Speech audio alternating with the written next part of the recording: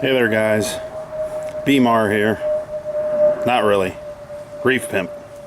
BMAR is my buddy. Hauling longboards in a short bed pickup truck. But today we are going to be dealing with this sweet 2000 Chevy Cavalier. Now this is a 2.4 liter. Some of them have 2.2s. Well, the belt tensioner pulley has gone bad. I didn't see any videos for it, so I figured I'd make one. I have not changed this before, so it did include instructions. Here is the part I got from Advanced Auto. Hopefully it'll do the job. It's running and squealing like a dying pig. So we're gonna get at this and see how it goes. Alright, here we go. According to the instructions for this one, we have to remove the alternator, and you can see this bolt back here, and there is another bolt down here that's facing inward into this bracket that's part of the tensioner pulley. I got to get the belt off first. I've already changed it. You can see the tensioner pulley down there, which is a 15 millimeter. It is a 15, but I happen to have two different 15s. This one with the angle on the closed end does not function right because there is not enough space down in there. That is my suggestion. Hopefully I can get the belt off. It did. It popped off the tensioner. I have a new belt for it. I put the belt on there before I realized it was the tensioner.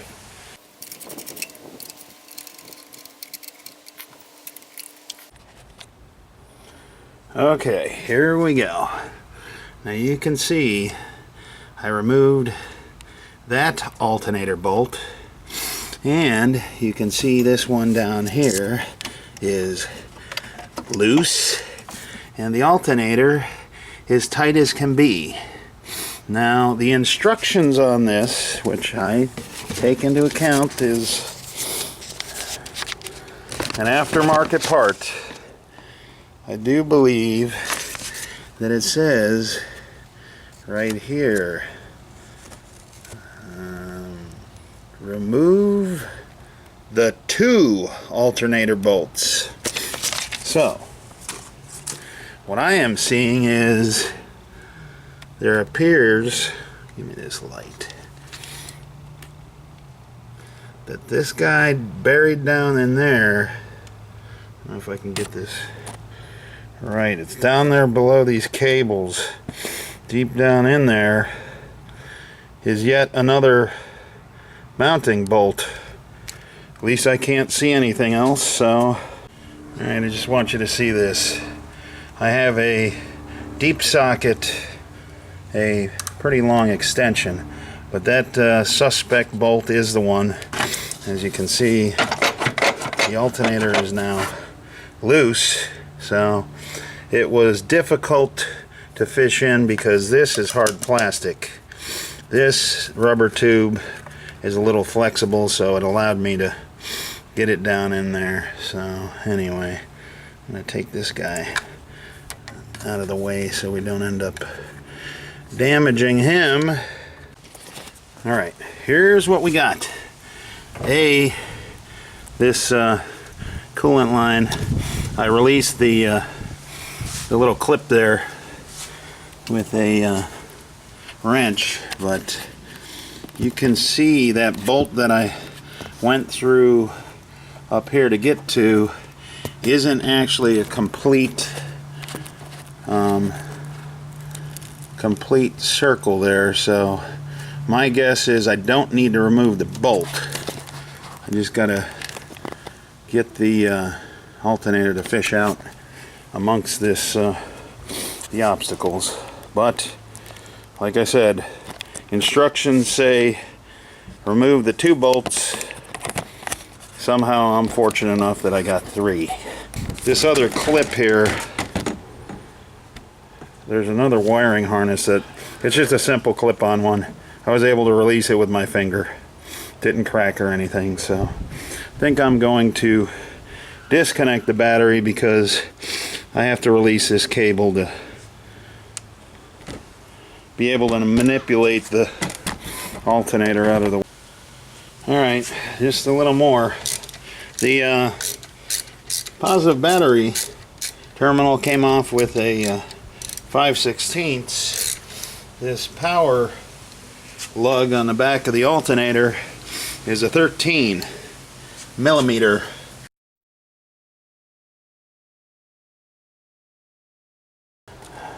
My motto is, all I ever wanted out of life was an unfair advantage, and it seems like everything can be more difficult. There's the belt tensioner, and as far as I can see, I got this bolt and these other. Alright, here's what I've discovered. The top bolt came out pretty good. No problem. Looks nice and clean. This guy here is like, there's a nut holding on this shroud. I see a nut behind it. Just for reference, this top one, that was a 15. This guy down here on the outside's a 13. I'm gonna assume the one on the inside is gonna be another 15, so slow going. Alright, it took some tweaking.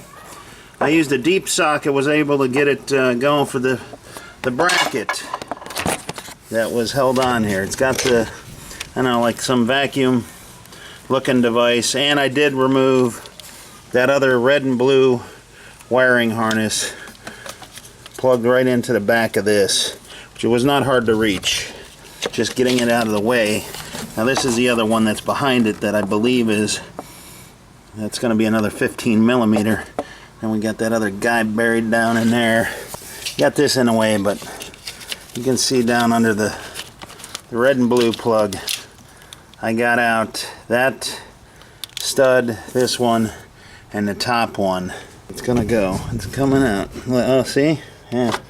Look at that. Alright, well, I don't know what we got hanging back. Oh, there you go. How about that? Just take your time, and there's the ugly duckling. Surprisingly enough, it slid into this gap between the AC compressor and the block itself relatively easily. I thought I was going to have to use a pry bar or something, but I didn't. The belt tensioner in place. Don't ask me torque specifications. I torque them tight, whatever that means. All the bolts secured. I even got the external one, the 13 millimeter bolt back on. That's holding this. It's electric and there's a tube coming out of it, so I'm not sure exactly what that guy is going to. It's coming up to this thing. But yeah, they're snug. They're all good, and I'm at the point that I'm gonna take out the old belt that I'm a little reluctant to, because this new belt right here, same thing, same brand as the belt tensioner. Hopefully I don't regret this. Daco. This thing was squealing like crazy.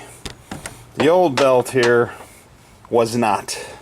But I do know that I was able to replace the serpentine belt without removing anything. It was easier with a second set of hands, So we'll see how this goes, moving this sucker out while the alternator is not in hand. I did come up with a pretty decent deal here. I'll show you one of the problems for dealing with this vehicle's setup. I can't speak for the 2.2.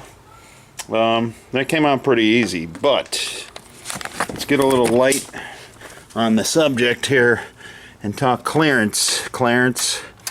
You see that between that's the AC compressor pulley, and yes, it does curve under the frame under there, but you got to tuck it around that guy first, and then you got to feed it down there around the harmonic balancer, and then you can start playing with getting it around the tensioner and this guy. And the thing I did last was the alternator.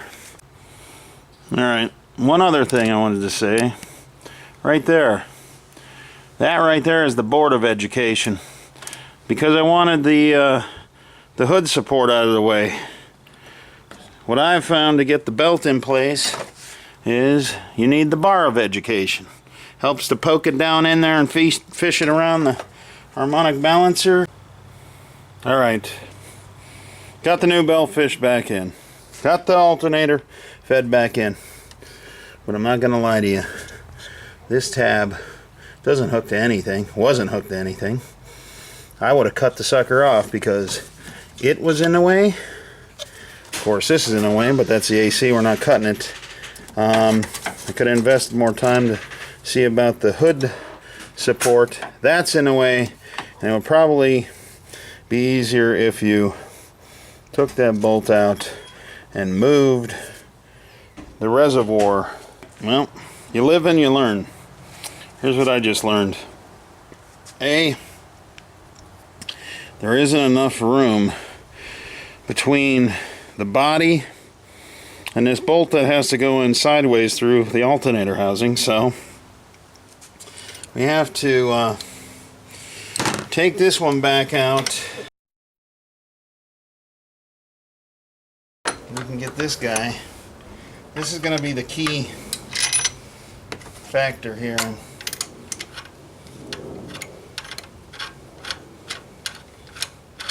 Locking this deal together. I can tell you that right now. It feels like victory. Alright, that's it. Bolted in tight. Got the belt back on. It's a pain in the butt. There's just not enough room down in here. Alright, give it the test fire. Pray for no squealing. Hey!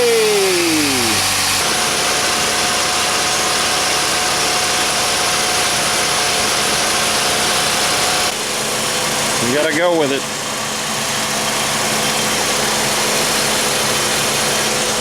Big shout out to BMAR here.